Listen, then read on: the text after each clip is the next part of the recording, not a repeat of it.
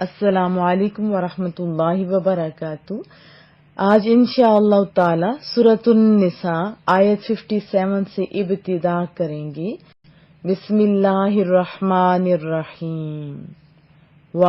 اور الذین وہ لوگ جو، والذین اور جو لوگ، آمنو ایمان لائے، اور عاملو عمل کیے، کیسے عمل، صالحات عمل صالح کیے، یعنی ایمان بھی لائے اور عمل صالح کیے، تو ان کو کیا ملے گا؟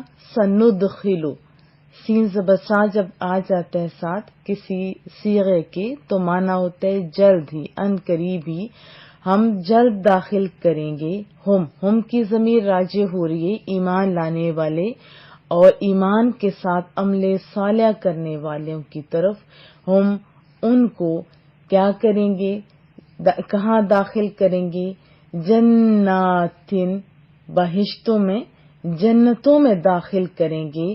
تجری، ایسی جنتیں جن کے نیچے بہہ رہی ہوں گی، تجری بہہ رہی ہوں گی، من سے، تحت فوقا کی ضد ہے، فوقا اوپر، تحت نیچے، ہا ان جنتوں کے نیچے، انہارو نہر کی جمع، نہریں، خالدینہ ہمیشہ رہیں گے وہ ایمان لانے والے اور عمل صالح کرنے والے، فیہا ان میں، یعنی ان جنتوں میں، ابدا ابد تک، ہمیشہ تک، لہم ان کے لیے، یعنی جنہوں نے عمل صالح کیے ایمان کے ساتھ، ان کے لیے، فیہا ان میں، یعنی ان جنتوں میں، ازواج زوج کی جمع بیویاں، مطہرہ پاک، وندخلہم اور ہم داخل کریں گے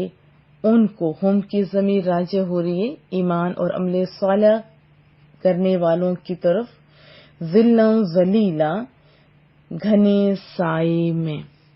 اور جو لوگ ایمان لائے اور نیک عمل بھی کیے، ہم ان قریب انہیں باغوں میں جن کے نیچے ندیاں رواں ہیں، بہہ رہی ہیں، داخل کریں گے، اور وہ ان میں ہمیشہ یا تا ابد رہیں گے۔ ان کے لیے ان باغوں میں پاکیزہ بیویاں ہوں گی اور ہم انہیں گھنے سائے میں داخل کریں گے۔ ان اللہ، بے شک اللہ تعالی، یأمر، وہ حکم دیتا ہے، یعنی اللہ تعالی حکم دیتا ہے، کم تمہیں، ان یہ کہ تؤدو حوالے کر دو، پہنچاؤ، یعنی تم ادا کر دو، پہنچاؤ۔ یہ ہے باب تفعیل سے ہے نا، نادیتن مصدر ہے اس کا، حوالے کر دو، پہنچاؤ، کیا چیزیں؟ امانات، امانتیں، الی طرف اہلہا، یعنی جو امانتوں کے حقدار ہیں اس کے اہل ہے، اہل امانت کو، اور اذا جب، حکم تم، فیصلہ کرو تم یا تم نے حکم کیا، بین الناس لوگوں کے درمیان، ان یہ کہ تو، تحکمو تم فیصلہ کرو، بالعدل عدل کے ساتھ، انصاف کے ساتھ، ان اللہ بے شک اللہ تعالی، نعما یہ نعما اور ما تھا، ٹھیک ہے، نعما اور ما، تو نعما بہت عمدہ ہے، بہت ہی اچھا ہے، بہت خوب ہے، یعظکم نصیحت کرتا ہے تمہیں، بہی اس سے، ان اللہ بے شک اللہ تعالی، کانا ہے، سمیعا سنتا ہے، بصیرا دیکھتا ہے۔ بے شک اللہ تعالی حکم فرماتا ہے تمہیں کہ امانتوں کو جو ان کے اہل ہیں یا حقدار ہیں ان کے سپرد کرو، اور جب بھی لوگوں کے درمیان فیصلہ کرو تو انصاف سے فیصلہ کرو، بے شک اللہ تعالی بہت ہی اچھی بات کی نصیحت کرتا ہے تمہیں، بے شک اللہ تعالی سب کچھ سننے والا، ہر چیز دیکھنے والا ہے۔ وضاحت جان لیتے ہیں۔ اس سے قبل آیات میں کفار کا نہ ماننے والوں کا تذکرہ تھا، اور ان آیات میں ماننے والوں کا، تو کافروں کے عذاب اور جہنم کے ذکر کے بعد ایمان والوں پر کرم نوازیوں اور جنتوں کا بیان اب کیا جا رہا ہے۔ یہ قرآن کریم کا ایک انداز ہے کہ کافروں کے افعال اور عذاب کے ذکر کے ساتھ اہل ایمان کے اعمال اور جزا کا ذکر عموماً ہوتا ہے۔ تو مومنوں کے متعلق فرمایا جا رہا ہے کہ انہیں باغوں میں داخل کیا جائے گا۔ کتنی خوبصورت جنت ہے، آپ سارا پڑھیں نا تو مزہ ہی آ جاتا ہے کہ ایسی ایسی چیزیں جس کا آپ کا دل چاہے گا ملیں گی، اور پھر وہ چیز کم نہیں ہوگی، فوراً اس کی جگہ دوسری چیز لگ جائے گی، اور بہت خوبصورت تصور ہے جنت کا، اور ہمیشہ رہنا ہے وہاں پہ۔ تو آج آپ محنت کر سکتے ہیں۔ تو فرمایا جا رہا ہے کہ اہل ایمان کو جو ایمان کے ساتھ عمل صالح کریں گے تو باغوں میں، جنتوں میں داخل کیا جائے گا، جہاں انہیں پاکیزہ بیویاں ملیں گی، یعنی بیویاں بھی ایسی ہوں گی کہ کوئی شک و شبہ والی بات نہیں ہوگی۔ پھر وہاں پہ کوئی دھوپ نہیں ہوگی، کوئی پریشانی نہیں ہوگی، بلکہ رب کریم کے نور کی تجلی کی روشنی ہوگی، اور درخت ہوں گے، اور ایسی رحمت ہوگی کہ اس کی راحت اور آسائش انسانی فہم اور بیان سے بالا تر ہے۔ تو آپ کہاں جانا چاہتے ہیں؟ جنتوں میں نا، تو پھر محنت تو کرنا پڑے گی۔ اللہ کا احسان ہے، آپ ایمان والوں کے گھر پیدا ہوئے، اب عمل صالح آپ نے کرنے ہیں، تو کیا میں توقع رکھوں؟ انشاءاللہ کوئی بھی ایسی نیکی جس کے کرنے کا آپ کو موقع ملے، آپ نے ضائع نہیں کرنی۔ نماز پنجگانہ تو آپ یقیناً پڑھتے ہوں گے۔ یہ کیسے ہو سکتا ہے کہ ایمان بھی ہو اور بندے کو پتہ بھی ہو کہ پہلا سوال نماز کے بارے میں وہ چھوڑ دے؟ نہیں ایسا ہو سکتا نا۔ نماز بھی پڑھیں، قرآن کریم آپ سنتے ہیں، دوسروں کو بھی دعوت دیا کریں تاکہ زیادہ سے زیادہ آپ کے حصے میں نیکیاں آئیں۔ جب سنیں گے تو عمل کا بھی دل کرے گا۔ تو چھوٹی نیکی ہو بڑی نیکی ہو تو کسی نیکی کو چھوٹا بھی نہیں سمجھنا، آپ نے بس کر گزرنی، اور اچھی زبان کا استعمال کرنا۔ یاد رکھیے اللہ نے آپ کو زبان جیسی نعمت دی ہوئے، جب بھی بولنا ہے نا میٹھا میٹھا سب بولنا ہے، کیونکہ اچھا بولنا بھی صدقہ ہوتا ہے۔ تو کیا میں توقع رکھوں؟ انشاءاللہ بولیے۔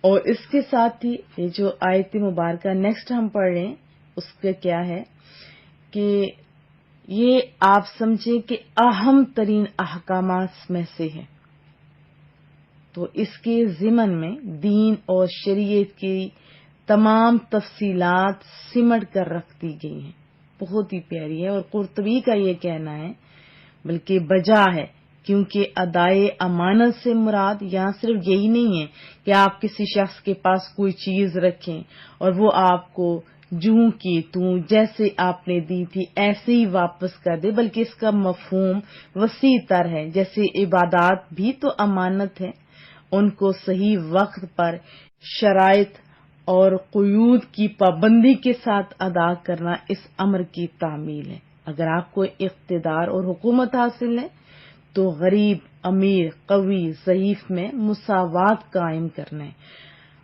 عدل کے ترازو کو تمام مخالف رجحانات کے باوجود بھی برابر رکھنا ہے، حکومت کے عہدوں پر تقرر کرنے کے لیے کنبہ پروری نہیں چاہیے، یعنی کنبہ پروری اور دوست نوازی کی بجائے صرف اہلیت اور قابلیت کو معیار قرار دینا بھی اس حکم کی تعمیل میں داخل ہے۔ اس کی وجہ بھی تو یہ ہے نا کہ رسول اللہ صلی اللہ علیہ وسلم کا فرمان کہ تم میں سے ہر شخص اپنے مرتبے کے لحاظ سے پاسبان ہے اور جواب دہ ہے۔ امام اور خلیفہ بھی راعی ہے، اسے اس کی رعیت کے متعلق پوچھا جائے گا۔ خاوند اپنے گھر والوں کا رئیس ہے، بیوی اپنے خاوند کے گھر کی نگران ہے، ہر ایک سے اس کی حیثیت کے مطابق سوال کیا جائے گا۔ تو اس میں ہر ایک فرد یعنی عام لوگ بھی شامل ہیں اور خصوصی خطاب امراء اور حکام سے ہے، ٹھیک ہے۔ تو اس میں آپ سب سے پوچھا جائے گا، تو آپ خود اپنا محاسبہ آج کر سکتے ہیں۔ تو ان آیات میں کن چیزوں کے بارے میں پڑھا؟ ایک تو یہ کہ امانتیں ان کے حوالے کر دو، اور دوسرا پڑھا کہ فیصلہ کرو تو انصاف کے ساتھ کرو۔ تو یہ دونوں حکم اسلامی تعلیمات کے شاہکار ہیں نا، اور امن کے لیے یعنی امن و امان کے قیام کے لیے اور حقوق کی ادائیگی میں مرکزی حیثیت رکھتے ہیں۔ جیسے امانت کی ادائیگی میں بنیادی چیز تو مالی معاملات میں نا حقدار کو اس کا حق دینا، جیسے میں نے آپ کو بتایا۔ تو اس کے علاوہ بھی بہت ساری چیزیں ہیں، جیسے حضرت عبداللہ بن عباس سے مروی ہے، رسول اللہ صلی اللہ علیہ وسلم کا فرمان، اتنا میٹھا فرمان، کاش یہ ہر بندہ سن لے، کہ جو مسلمانوں کا حاکم بنا پھر اس نے ان پر کسی ایسے شخص کو حاکم مقرر کیا جس کے بارے میں یہ خود جانتا ہے کہ اس سے بہتر ہے اور اس سے زیادہ کتاب و سنت کا عالم مسلمانوں میں موجود ہے، تو اس نے اللہ تعالی، اس کے رسول اور تمام مسلمانوں سے خیانت کی۔ یہ معجم کبیر کی حدیث طیبہ ہے۔ یعنی اگر اس سے بہتر شخص تھا تو چاہیے کیا تھا کہ اس کو حاکم بنایا جاتا، اور آج حالت کیا ہے؟ لوگ کرسیوں کے لیے لڑ رہے ہیں، ایک دوسرے کا گلا کاٹ رہے ہیں، بس ہر کوئی سمجھتا ہے میں ہی اس کا حقدار ہوں۔ تو اس کی طرف توجہ کی حاجت ہے۔ حضرت عمر کا قول ہم لوگوں کو بھی ذہن نشین رکھنا چاہیے کہ جو کرسی کی خاطر لڑے اس کو تو ووٹ بھی نہیں دینا چاہیے۔ اور پھر دوسری بات، انصاف کے ساتھ فیصلہ کرنا۔ نظام عدل و عدالت کی روح ہی یہ ہے کہ انصاف کے ساتھ فیصلہ کیا جائے، فریقین میں اصلاً کسی کی رعایت نہ کی جائے۔ تو علماء کرام نے فرمایا کہ حاکم کو چاہیے کہ 5 باتوں میں فریقین کے ساتھ برابر سلوک کرے، یعنی اپنے پاس نمبر 1 اپنے پاس آنے میں جیسے ایک کو موقع دے، دوسرے کو بھی ایسے ہی موقع دے، یعنی موقع دینے میں بھی برابری کرے۔ نمبر 2 نشست دونوں کو ایک جیسی دے، چاہے وہ امیر ہے چاہے غریب ہو، تو دونوں کو نشست ایک جیسی دے۔ نمبر 3 دونوں کی طرف برابر متوجہ ہو، برابر۔ اور نمبر 4 کلام سننے میں ہر ایک کے ساتھ ایک ہی طریقہ رکھے۔ نمبر 5 فیصلہ دینے میں حق کی رعایت کرے، جس کا دوسرے پر حق ہو پورا دلائے، کیونکہ حدیث طیبہ میں ہے کہ انصاف کرنے والوں کو قرب الہی میں نور کے ممبر عطا کیے جائیں گے۔ یہ مسلم شریف کی حدیث طیبہ، میرے محبوب آپ کے محبوب کے میٹھے بول ہیں۔ آج ہم ان جو احکامات قرآن و سنت کے ہیں ان کو پکڑ لیتے تو کتنا امن ہوتا ہمارے گھروں میں، ہمارے معاشروں میں، دنیا میں ایک نام ہوتا مومنین کا۔ آج بھی اگر ہم لوگ لوٹ آئیں قرآن و سنت کی طرف تو کامیابیاں ہماری ہیں۔ اور قوموں کی ترقی آگے جانے میں ہے، ہماری ترقی لوٹ کے پیچھے جانے میں، مراد رسول اللہ صلی اللہ علیہ وسلم کی طرف جانے میں ہے۔ اگر ہم ان کے احکامات کو مانیں گے تو دیکھیں، ہم نے جسے کل عروج کیا تھا، اللہ دوبارہ عروج دینے پہ قادر ہے۔ اور عدل کیسا، ایک مثال میں آپ کو سنائے دیتی ہوں۔ ہمارے اسلام کے ماننے والوں نے اسی طرح کی مثالیں قائم کی ہیں۔ یہ نہیں کہ یہ حاکم ہے تو یہ محکوم ہے تو نہیں، برابر۔ جیسے جنگ صفین کے موقع پر حضرت علی مرتضیٰ کی ایک زرہ گم ہو جاتی ہے. بعد میں جب آپ کوفہ تشریف لائے تو وہ زرہ ایک یہودی کے پاس دیکھی. اسے فرمایا یہ زرہ تو میری ہے، میں نے تمہیں بیچی ہے، نہ تحفے میں دی ہے. تو یہودی نے کہا یہ زرہ میری ہے کیونکہ اب تو میرے قبضے میں. فرمایا ہم قاضی صاحب سے فیصلہ کرواتے ہیں. اب دیکھیں وقت کا حکمران. تو یہ قاضی جو شرعی ہے وہ عدالت ان کے پاس جاتے ہیں ان کے یہ فیصلہ کروانے کے لیے. تو حضرت علی مرتضیٰ بھی تشریف فرما ہوتے ہیں، وہ بھی ہوتے ہیں. تو قاضی شریعہ نے کہا اے امیر المؤمنین ارشاد فرمائیے. فرمایا اس یہودی کے قبضے میں جو زرہ ہے وہ میری ہے، میں نے اسے نہ بیچی ہے نہ تحفے میں دی ہے.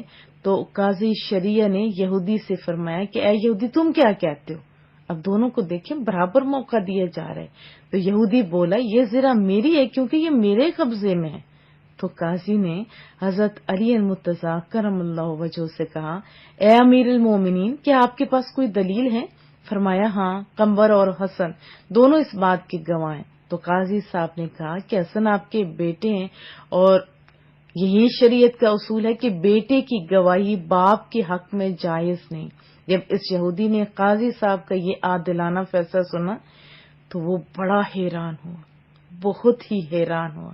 کہنے لگا اے امیر المومنین آپ مجھے قاضی صاحب کے پاس لے کر آئے، قاضی صاحب نے آپ ہی کے خلاف فیصلہ کر دیا.